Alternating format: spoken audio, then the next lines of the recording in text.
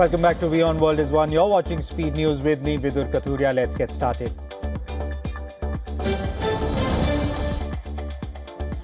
US President Donald Trump has warned Iran of consequences of not making a deal. This ahead of a second round of talks in Geneva aboard Air Force One en route Washington. Trump said he would be involved in the negotiations indirectly. The latest talk, scheduled today and mediated by Oman, followed repeated threats from Trump of military action against Tehran, first over Iran's deadly crackdown on anti-government protests and then over the country's nuclear program. Iran's foreign ministry said the US position on Tehran's nuclear program has moved towards a more realistic one after a previous attempt at negotiations collapsed.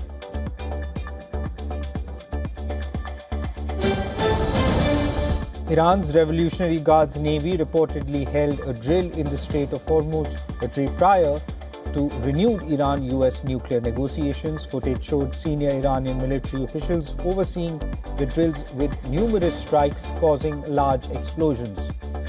The drill, named Smart Control of Hormuz Strait, aimed at testing the readiness of operational forces in the face of possible security and military threats.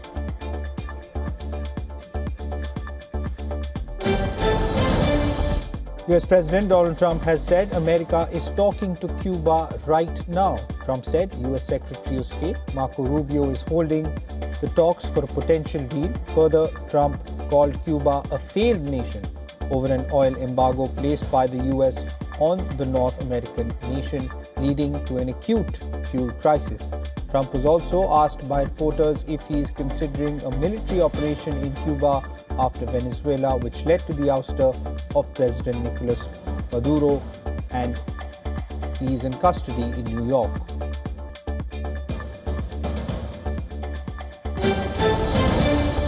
Mounting piles of uncollected garbage are becoming an increasingly common sight across neighborhoods in the Cuban capital as a severe fuel shortage cripples municipal waste collection services. Local authorities say the lack of diesel has left many garbage trucks idle, disrupting regular pickup schedules and allowing waste to accumulate on sidewalks and street corners. Residents report strong odors, growing infestations of insects and rodents, and heightened health concerns.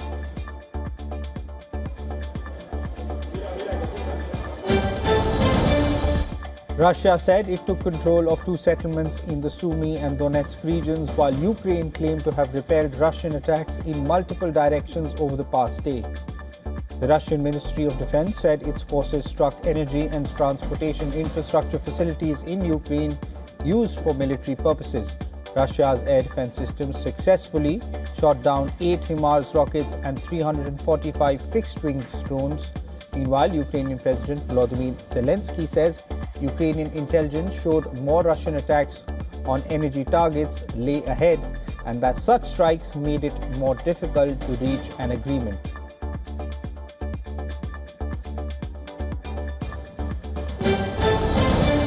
Lebanon's government said that the army will have a 4-month extendable period to implement phase 2 of the military's plan to disarm militant group Hezbollah in South Lebanon.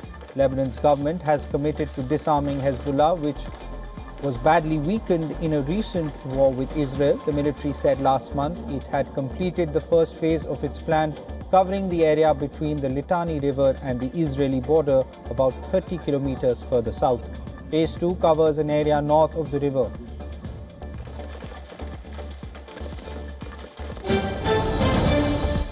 Australian Prime Minister Anthony Albanese refused help for 34 Australian citizens related to suspected Islamic State jihadists as they try to return home from a Syrian detention camp.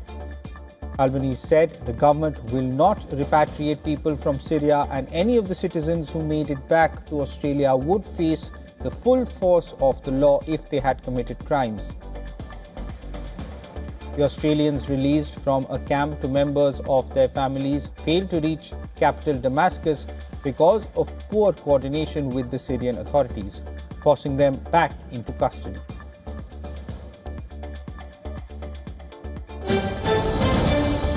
At least 2 people were killed and 3 injured in a shooting at an ice hockey rink in Pawtucket in Rhode Island, reportedly when a youth hockey game was being played. Authorities said that initial investigation suggested that the shooting was targeted and may have been a family dispute. No details were immediately shared on the identities of the victims. French President Emmanuel Macron and First Lady Brigitte Macron have arrived in Mumbai. They are on an official 3-day visit to India, which will conclude on February 19th. Indian Prime Minister Narendra Modi has extended his welcome to Macron, expecting to meet him in Mumbai. The two leaders will hold bilateral engagements at Lok Bhavan. The visit marks Macron's 4th visit to the country at the invitation of Prime Minister Narendra Modi. Macron's first visit was in 2018, followed by his attendance at the 2023 G20 summit and his 2024 state visit as the chief guest for India's 75th Republic Day.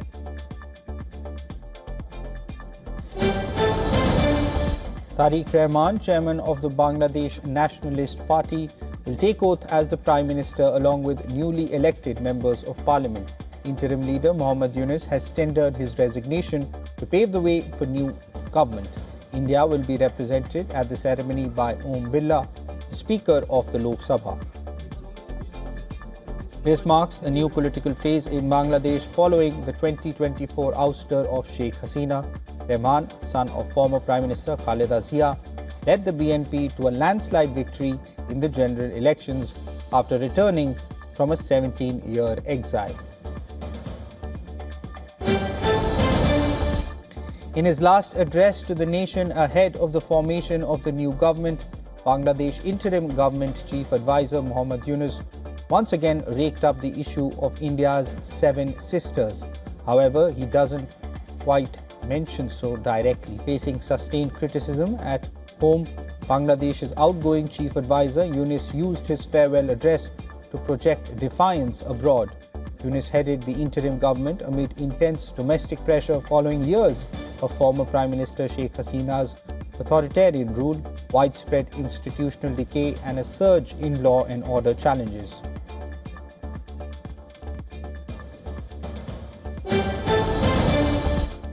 Thomas Pritzker said he has stepped down as executive chairman of Hyatt Hotels, acknowledging terrible judgment in maintaining contact with convicted sex offender Jeffrey Epstein and Ghislaine Maxwell. Pritzker would not seek re-election to the company's board in 2026. Pritzker has served as executive chairman since 2004 and highlighted the company's growth and resilience during his tenure, including taking the company public, adopting an asset-light strategy, and navigating the COVID-19 pandemic.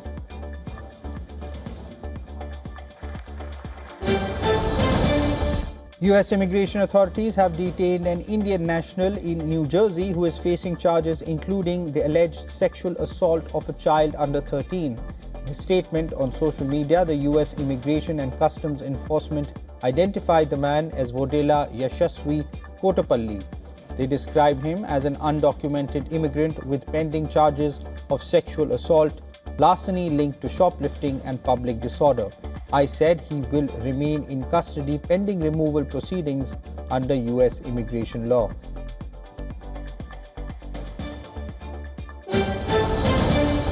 Imran Khan's sons say they fear for their father's deteriorating health in a Pakistan Adiala jail and are seeking permission to visit the former Prime Minister, urging authorities to grant access after more than 2 years. Imran Khan's lawyer told Pakistan Supreme Court last week that the ex-cricketer had lost significant vision in his right eye while in custody. Meanwhile, a medical board said the swelling had reduced after treatment and his vision had improved.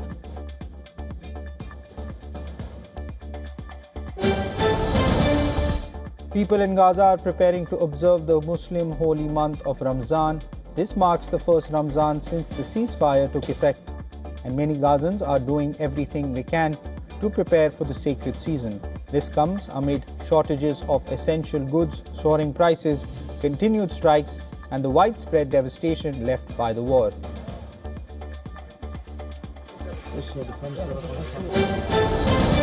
South Korea is awaiting one of the most consequential court rulings in decades this week, with judges due to deliver their verdict on insurrection charges against the former president Yoon Suk-yeol, and prosecutors demanding the death penalty. Under the country's criminal code, the charge of leading an insurrection carries 3 possible sentences: death, life imprisonment with labor, or life imprisonment without labor. South Korea has not carried out an execution since 1997. So in practice, a death sentence would mean permanent exclusion from society with no possibility of parole.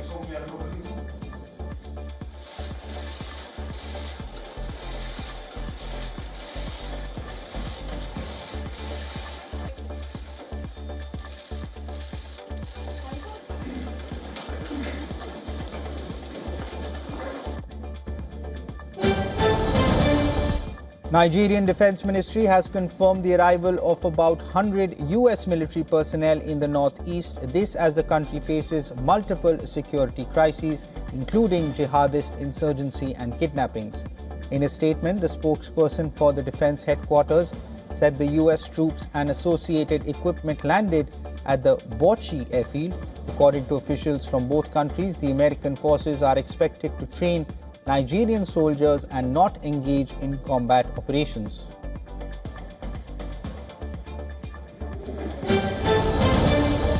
Costa Rica's National Museum confirmed the discovery of fossil remains of 2 species in the province of Cartago in central Costa Rica.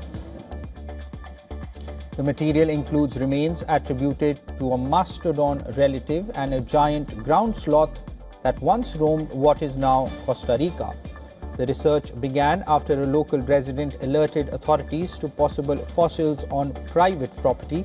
Following a site inspection and preliminary analysis, the museum's Natural History Department launched an excavation and recovery effort. Working under difficult conditions, the museum said it has carried out 13 excavation and rescue operations and recovered nearly 50 fossil pieces so far.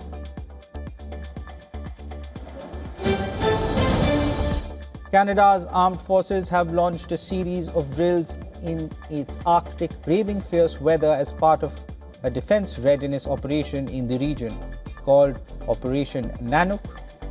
The drill aims to improve the Canadian Army's capacity to act in the Arctic.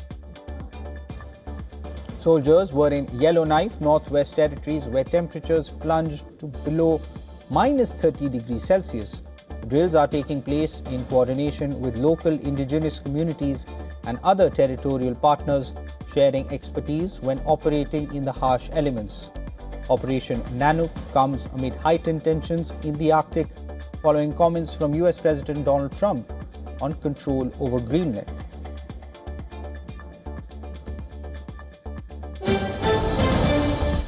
Heavy rainfall has caused flooding in western North Macedonia, prompting the emergency services to evacuate people as houses and roads became flooded. More than 200 people were evacuated in Kisevo after a local river overflowed, flooding homes and roads, while authorities also reported water damage in parts of Gostivar and Skopje region.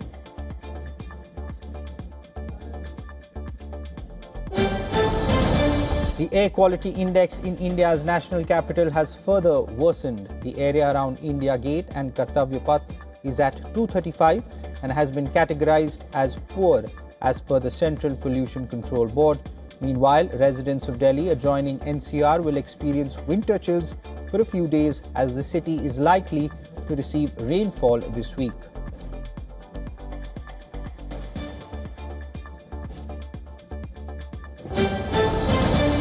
Asian markets opened cautiously in holiday-thin trade as investors awaited US-Iran nuclear talks in Geneva. Mainland China, Hong Kong, Singapore, Taiwan and South Korea are closed for Lunar New Year on Tuesday, while US markets were shut on Monday for President's Day. In Japan, the Nikkei 225 and the Topix declined more than 0.5% after weaker than expected GDP data showed the economy grew just 0.2% in the fourth quarter. The yen strengthened slightly while bond yields edged lower. Traders see only a slim chance of a Bank of Japan rate hike in March. Australia's ASX 200 rose nearly 0.5%.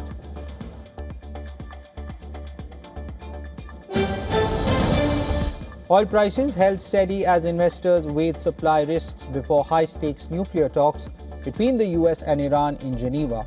Donald Trump said he would be indirectly involved and believes Tehran wants a deal, though recent comments about regime change added to uncertainty. Brent crude slipped 0.2% to around $68.5 a barrel after a 1.3% jump. Tensions remain elevated after Iran launched naval drills in the Strait of Hormuz, a key route for Gulf crude exports. Analysts say easing Middle East or Ukraine tensions could pull prices lower, but any escalation may add to the risk premium. Meanwhile, OPEC is considering increasing output from April as it prepares for peak summer demand.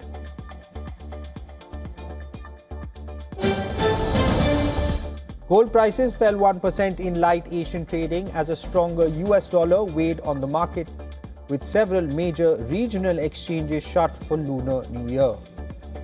Spot gold slipped 0.9% to $4,947.98 an ounce, while US futures for April delivery lost 1.6%. The dollar index rose 0.2%, making greenback-priced bullion more expensive for overseas buyers. According to the CME Group, Fed Watch 2 markets are currently pricing in 3/4-point rate cuts from the Federal Reserve this year. Lower interest rates typically support non-yielding assets like gold. Geopolitical tensions also remain in focus after Donald Trump said he would be indirectly involved in US-Iran nuclear talks in Geneva. Other precious metals declined, with silver, platinum and palladium all trading lower.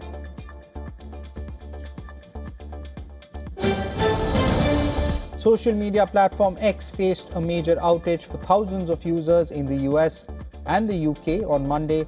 Outage tracking website Down Detector recorded more than 23,000 incidents at the peak of the disruption. Users reported problems with loading posts, refreshing feeds, and accessing the platform.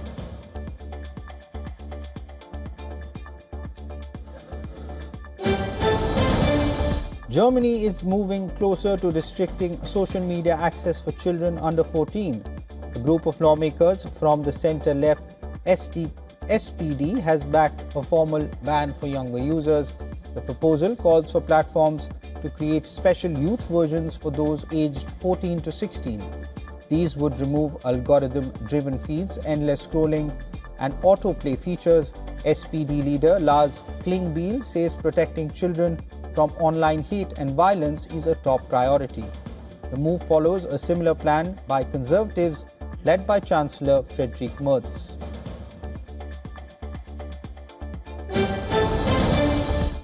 Britain could introduce an Australia-style ban on social media for children under 16 as early as this year, as Keir Starmer's government looks to fast-track digital safety reforms.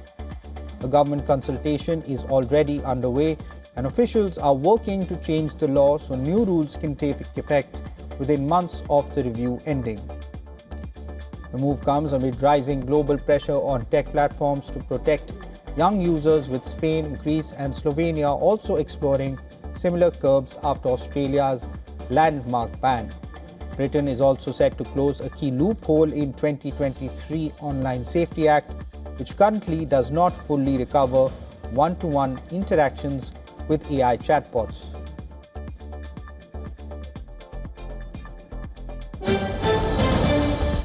'21 2021 champions Australia are on the verge of a group stage exit, stunned by Zimbabwe in their second outing on Friday. Australia needed a win to stay in control of their qualification chances. Batting first, they started well.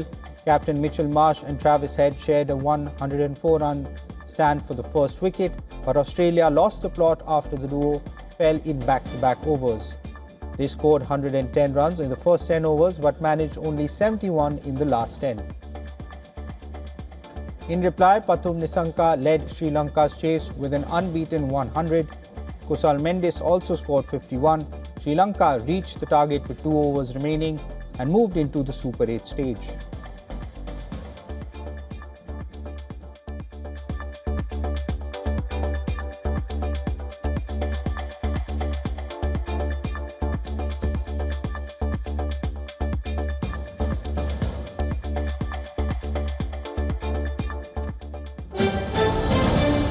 Holders Barcelona fell to a 2-1 defeat at Girona to leave them trailing Real Madrid by 2 points in La Liga. Teenage star Lamine Yamal missed a penalty for Barcelona in the first half, but they managed to take a lead through defender Pau Cubarsí just before the hour mark. However, goals from Thomas Lemar and Fran Beltran helped Girona mount an impressive comeback. The defeat was the second in less than a week for Barcelona and leaves them second in the table, 2 points behind leaders Real Madrid. Meanwhile, the victory ended a 3-game winless streak for Girona and lifted them 3 places into 12th.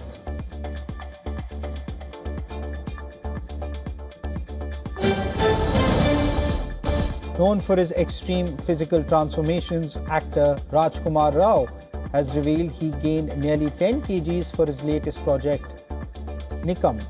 Rao is set to play the prominent Indian public prosecutor Ujjwal Nikam in the upcoming biopic. Taking to social media, Rao shared that he skipped prosthetics and opted instead for a diet of pizzas and sweets to achieve a more authentic look. The actor is also expected to play Indian cricketer Sourav Ganguly, for which he will be losing weight again.